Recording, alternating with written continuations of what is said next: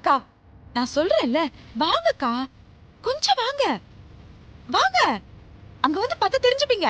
வாங்கக்கா.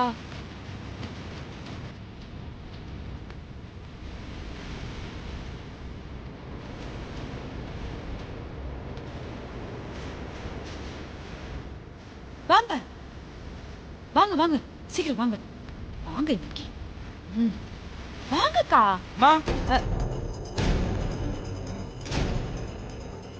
இவனுக்கு என்ன இப்போ? என் அவசரம் புரியாம டிஸ்டர்ப் பண்ணிக்கிட்டு. என்ன அருண்?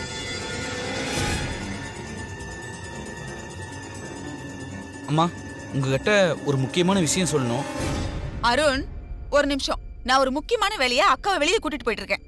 அவங்க திரும்பி வந்ததுக்கு அப்புறம் நீ பேசிக்கோ. நீங்க வாங்கக்கா. சித்தி, இது ரொம்ப முக்கியமான விஷயம். நான் முதல்ல அம்மா கிட்ட சொல்லிடுறேன். அப்படி என்ன முக்கியமான விஷயத்தை நீ சொல்ல போற? நீங்க சம்பந்தப்பட்ட விஷயம்னா அது முக்கியமான விஷயம் தானே சித்தி? நான் சம்பந்தப்பட்ட விஷயமா? என்ன உளற நீ? என்ன விஷயம் சொல்லு.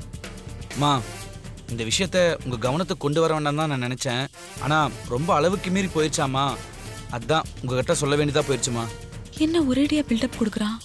எந்த விஷயமா இருக்கும்? ஒன்னா ரெண்டா டக்குன்னு கண்டுபிடிக்க. பன்சார்லால் சேட் இருக்காருலாமா? ஐயோ, இதுவா? ஆமா, பெரிய நகைக்கடை ஓனர். அவருக்கு என்ன? அவரு 2 நாளைக்கு முன்னாடி எனக்கு கால் பண்ணியிருந்தாருமா. சேட் எதுக்காக உனக்கு கால் பண்ணாரு? சித்தி சேட்டு கடையில போய் 2 டைமண்ட் நெக்லஸ் வாங்கியிருக்காங்க.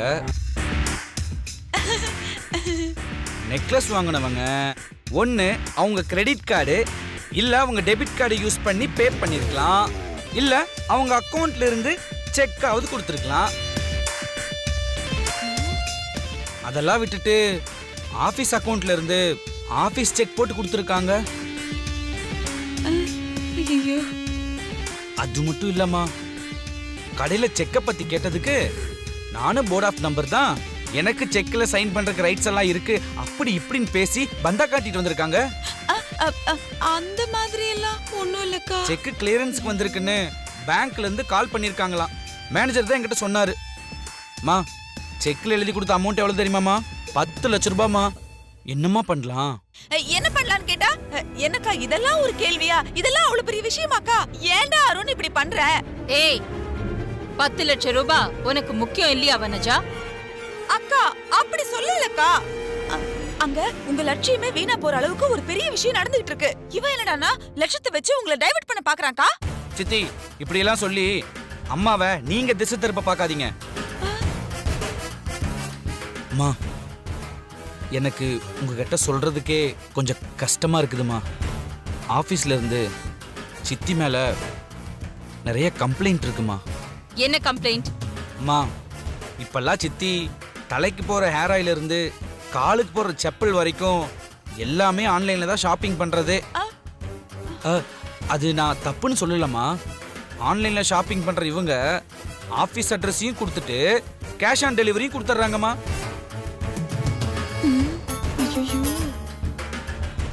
ஆபீஸ் அக்கவுண்ட்ல பணம் கொடுத்து வாங்கினதுக்கு அப்புறம் ஆளை விட்டு அதை வீட்டுக்கு எடுத்துட்டு வந்துடுறாங்கம்மா. அக்கா பாருங்கக்கா, சின்ன சின்ன விஷயத்தெல்லாம் எவ்வளவு பெருசாக்கி பேசிட்டு இருக்கா. என் பேருக்கு களங்கம் உண்டாக்க பாக்குறக்கா. இது சின்ன விஷயம் இல்ல வனஜா, இது சில்லி விஷயம். இதெல்லாம் உனக்கு கேவலமா இல்ல?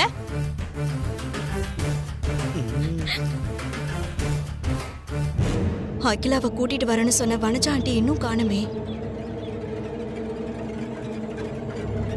கால் பண்ணி பார்க்கலாம்.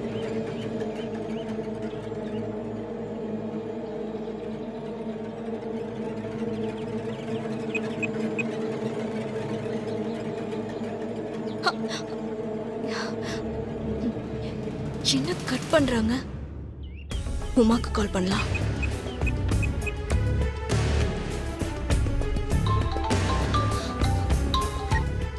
சொல்லுங்க மித்ராக்கா. வனஜா ஆண்டி அகிலாவை கார்டனுக்கு கூட்டிட்டு வரேன்னு சொன்னாங்க. இன்னும் வர காணுமே. இங்க ஒரு பிரச்சனை போயிட்டு இருக்கு. முடிச்சிட்டு வந்துருவாங்க. ஷூட் முடிய போகுது, சீக்கிரம் வர சொல்லு. சரி சரி, நான் சொல்றேன்.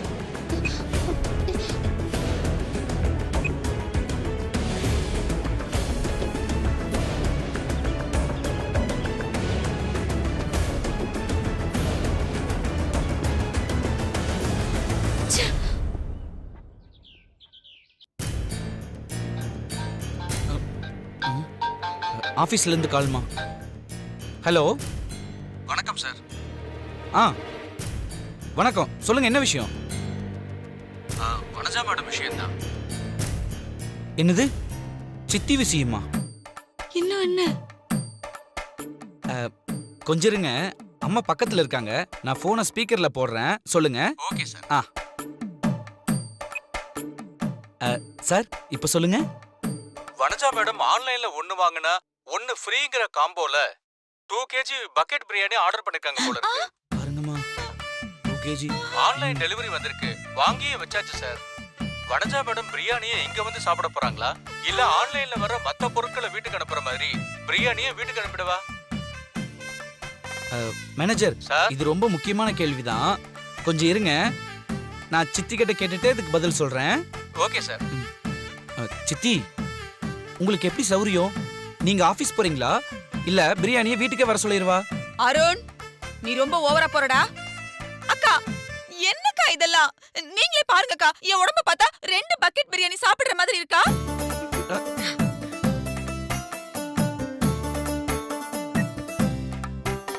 பிரியாணியா? பிரியாணி.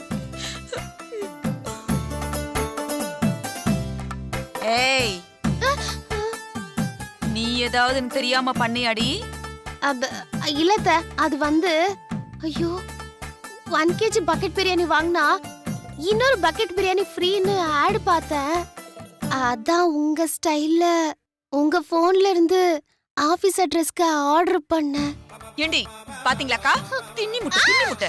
ஏய், தேவையில்லாம நீ பண்ற தப்புக்கெல்லாம் ஏன் பேர் டேமேஜ் ஆயிட்டு இருக்கு பாத்தியா? உன்ன திருந்த மாட்டேடி. ஏய், அக்கா, பெரிய பெரிய தப்பை எல்லாம் நீ பண்ணிட்டு ஒரு பிரியாணிக்காக அவளை போட்டு அடிச்சுக்கிட்டு இருக்க. இப்போ நீ பண்ணதுக்கெல்லாம் நான் உன்னை போட்டு அடிக்கட்டுமா?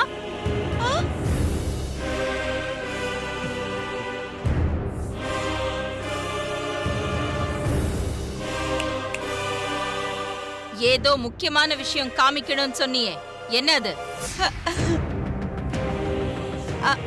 அதாக்கா, அத பத்தி நானும் யோசிச்சுட்டு இருந்தேன். நீங்க வாங்க, நீங்க வந்து பாருங்க, அதுக்கப்புறம் உங்களுக்கே தெரியும். வாங்கக்கா.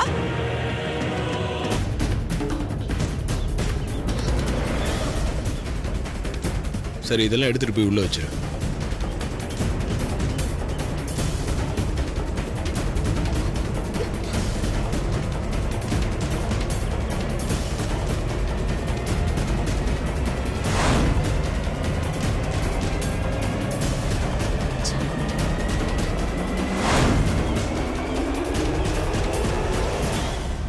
நீங்க அங்க வந்து பார்த்தா நீங்களே தெரிஞ்சுப்பீங்கக்கா. என்னன்னு முதல்ல சொல்லு. அக்கா, சொல்றதை விட நேர்ல வந்து பார்த்தா அது என்னன்னு புரியும். வாங்க.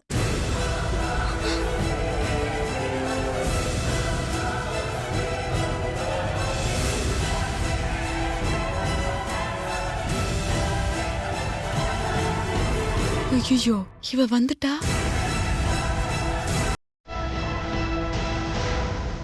இவ எதுக்கு இப்ப வந்தா?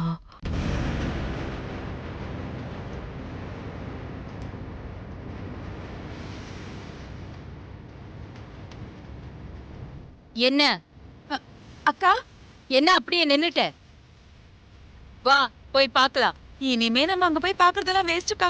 வேஸ்டா? ஆமாக்கா, பின்ன படப்பிடிப்பெல்லாம் முடிஞ்சு. படப்பிடிப்பா? படப்பிடிப்பு இல்லக்கா, படப்பிடிப்பு. இந்த அருண் இல்லாத போலதான் எம்எல் சொன்னாலக்கா, அதனால எனக்கு கொஞ்சம் படபடப்பா இருந்தது. அது இப்ப கொஞ்சம் சரியா போச்சுன்னு சொன்னேன்க்கா. என்ன உளற? அவங்கள கையும் களவுமா மாட்டி வைக்கிறேன்னு நினைச்சு நான் இல்ல மாட்டிக்கிட்டு நிக்கிறேன். நான் கூப்பிட்டப்பவே நீங்க வந்திருந்தீங்கன்னா எல்லாத்தையும். ஹலோ, ஆமா சொல்லுங்க. I'm absolutely free. You can talk. நல்ல வேளை போன் வந்து காப்பாத்துச்சு. ஓடிடு வனஜா. அந்த வேலை முடிச்சு.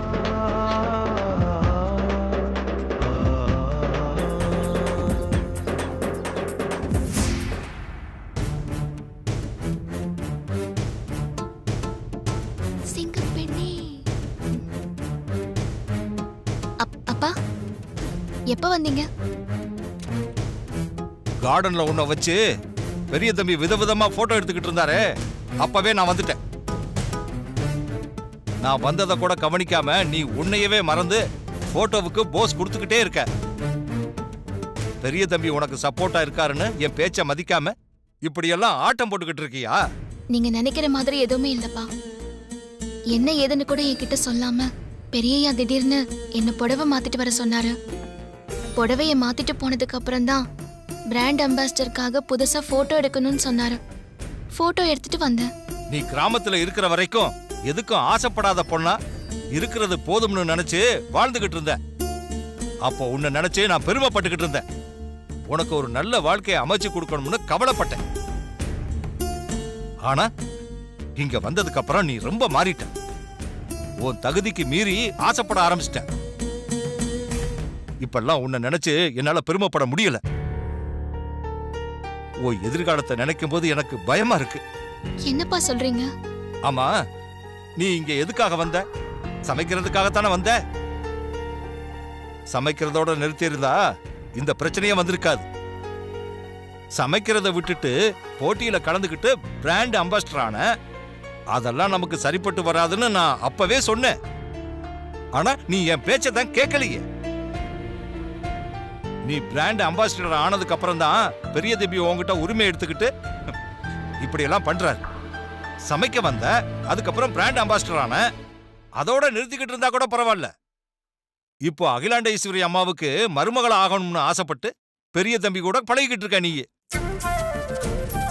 நினப்பு தான் பொழப்ப கெடுக்கும்னு சொல்லுவாங்க.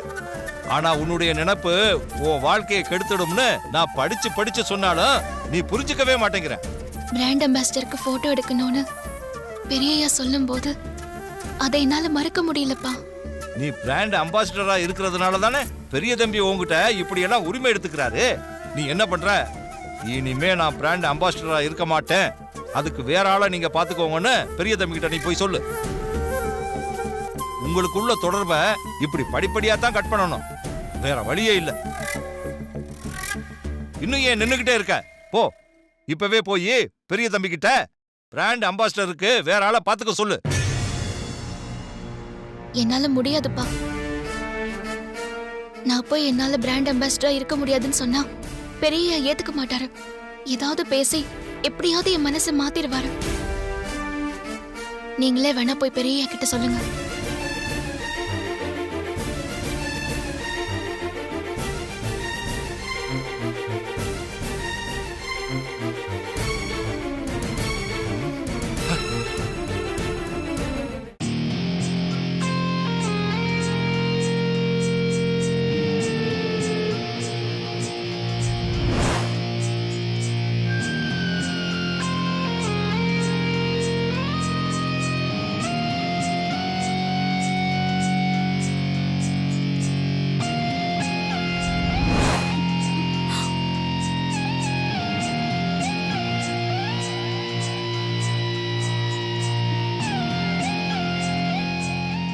என் வாழ்க்கையில இப்படி ஒரு அவமானத்தை இதுவரைக்கும் சந்திச்சதே இல்ல.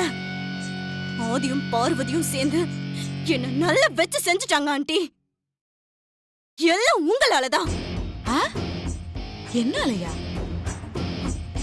அகிலா கிட்ட ஆதியும் பார்வதியும் மாட்டி விடுறேன்னு சொல்லிட்டு என்ன அவங்க கிட்ட நல்லா மாட்டி விட்டுட்டீங்க ஆண்டி. இப்ப உங்களுக்கு சந்தோஷமா? மித்ரா, உன் கோவம் நியாயமானதுதான். ஆனா நான் உன்னை மாட்டி விட்டு நீ நினைக்கிற பத்தியா? அதான் கொஞ்சம் கூட நியாயமே இல்லை. நான் அகிலா கிட்ட ஆதிய மாட்டி விடலாம் நினைச்சு வந்தது எப்படியோ இந்த அருணுக்கும் ஐஸ்வர்யாக்கும் தெரிஞ்சிருச்சு போல இருக்கு. அதான் கரெக்டா நான் அகிலா கூட வரும்போது அவங்க 2 பேரும் வந்து லாக் பண்ணி என்ன வச்சு செஞ்சுட்டாங்க. என்ன ஆண்டி சொல்றீங்க? அருணும் ஐஸ்வர்யாவும் உங்களை வச்சு செஞ்சுட்டாங்களா? ஆமா மித்ரா, இந்த வானரம் இருக்கானே அருண், அவன் என்னென்னமோ சொல்லி அகிலா கிட்ட என்ன மாட்டி விட்டான். பத்தாத குறைக்கு இந்த திண்ணி முட்டை எனக்கு தெரியாம ஏதோ ஒரு ஃப்ராட் வேலையை பண்ணி வச்சிருக்கா. எல்லாம் ஒன்னா சேர்ந்து நான் மாட்டிக்கிட்டேன். அகிலா கிட்ட இருந்து நான் தப்பிக்கிறதே பெரிய பாடா போச்சு. ஆமா மித்ராக்கா. ஆனால் நான் விடலையே. எப்படியாவது அகிலாவை கார்டனுக்கு கூட்டிட்டு வந்தே ஆகணும்னு சொல்லிட்டு அவகிட்ட பேசி கூட்டிட்டு திரும்புற பார்த்தா நீ வந்து நிக்கிற. இதை இப்படியே விட்டுற கூடாது ஆண்டி. பழிக்கு பழி வாங்குற மாதிரி நம்ம ஏதாவது ஒண்ணு பண்ணணும். ஆமா மித்ரா, கண்டிப்பா அவங்கள விடக்கூடாது. ஏதாவது பண்ணணும் பண்ணணும்.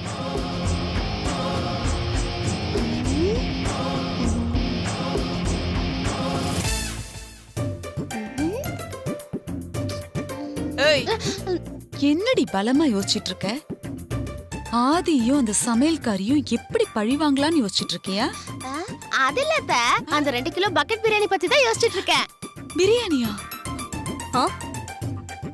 ஆபீஸ்ல அந்த பிரியாணி யாரும் சாப்பிட்டிருக்க மாட்டாங்கல்ல அத்தை? ஒரு கால் பண்ணி அந்த பிரியாணி கொண்டு வர சொல்லுங்களேன். உமா, நாங்க இங்க எதை பத்தி இவ்வளவு சீரியஸா பேசிட்டு இருக்கோம்? உனக்கு உன் பிரியாணி தான் முக்கியமா போச்சுல. திருந்து மாட்டல கவர்மெண்ட்.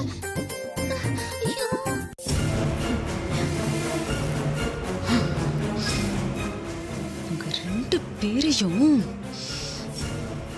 சும்மா விடக்கூடாது.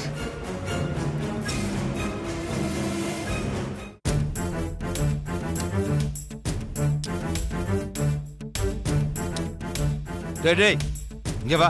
அப்பா, என்னடா இது? டியூஷனுக்கு போகாம விளையாட போயிட்டு வரியா? இன்னைக்கு நம்ம தெருவுல கிரிக்கெட் மேட்ச்பா. எனக்கு பேட்டிங்கும் தெரியும், பவுலிங்கும் தெரியும். ஆல்ரவுண்ட் பிளேயர்ப்பா. அதனால பசங்க என்ன மேட்ச் ஆடுறதுக்கு ரொம்ப கம்பல் பண்ணி கூப்பிட்டாங்கப்பா. அதனால டியூஷனுக்கு லீவ் போட்டு மேட்ச் ஆட போயிட்டேன். ஏண்டா, படிப்பை விட உனக்கு இப்போ விளையாட்டு முக்கியமா போச்சா? இப்போ நீ கிரிக்கெட் விளையாடி என்னத்தை சாதிக்க போற? என்னப்பா இப்படி கேட்டுட்டீங்க? இன்னைக்கு மேட்ச்ல நான் தான்ப்பா மேன் ஆஃப் த மேட்ச். எனக்கு இருக்க திறமைக்கு லோக்கல் டீம்லேருந்து டிஸ்ட்ரிக்ட் லெவலில் ஆடுவேன், அதுக்கப்புறம் ஸ்டேட் லெவலில் ஆடுவேன், அதுக்கப்புறம் அதையும் தாண்டி நேஷனல் லெவலு. நம்ம நாட்டுக்காக நான் விளையாடுவேன்ப்பா. என்னடா நினைச்சுக்கிட்டு இருக்க உன் மனசுல? படிச்சு கலெக்டரா ஆக போறேன்னு சொல்லிக்கிட்டு இருந்த, இப்போ கிரிக்கெட் விளையாட போறேன்னு சொல்லிக்கிட்டு இருக்க. தமிழ்நாட்டுல இருந்து போய் நீ நாட்டுக்காக விளையாட போறியா? நினப்பு தான் பொழப்ப கெடுக்குமா?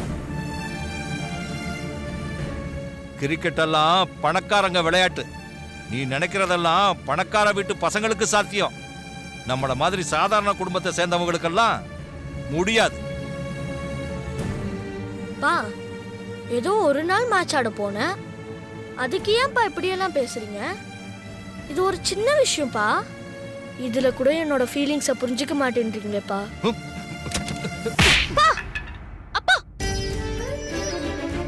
எதுக்குப்பா தம்பி அடிக்கிறீங்க? முளைச்சு 3 இலை விடல. என்ன பேச்சு பேசுற நீ? நான் உன்னோட ஃபீலிங்ஸ புரிஞ்சுக்கலையா? நீங்க 2 பேரும் தாண்டா என்னோட ஃபீலிங்ஸ புரிஞ்சுக்கல. நீ பிறந்த உடனேயே உங்க அம்மா போய் சேர்ந்துட்டா. நான் நினைச்சிருந்தா நான் போய் இன்னொரு கல்யாணம் பண்ணிக்கிட்டு சராசரி குடும்பஸ்தனா வாழ்ந்திருக்கலாம்.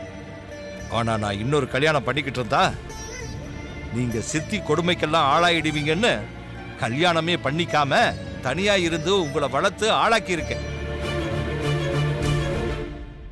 உங்க 2 பேரையும் வளர்த்து ஆளாக்க நான் எப்படியெல்லாம் கஷ்டப்பட்டேன், என்னென்ன தியாகம்லாம் பண்ணிருக்கேன் தெரியுமா? ஆனா நான் பட்ட கஷ்டம், பண்ணின தியாகத்துக்கெல்லாம் 2 பேருமே அர்த்தம் இல்லாம பண்ணிட்டீங்க. வளர்ந்து நிக்கிற இவளோட போக்கே சரியில்லை. அவளை பார்த்து வளர்ற நீ எப்படி சரியா இருப்ப? இவ போற போக்க பார்த்தா எப்ப என்ன நடக்குமோன்னு ஒவ்வொரு நிமிஷமும் பயந்துகிட்டு இருக்க. வயசான காலத்துல இதையெல்லாம் நினைச்சா நிம்மதியா சாப்பிட முடியல, படுத்தா தூங்க முடியல. மனக்கவலையோட போய் சேர்ந்துடுவோம் போல இருக்கு.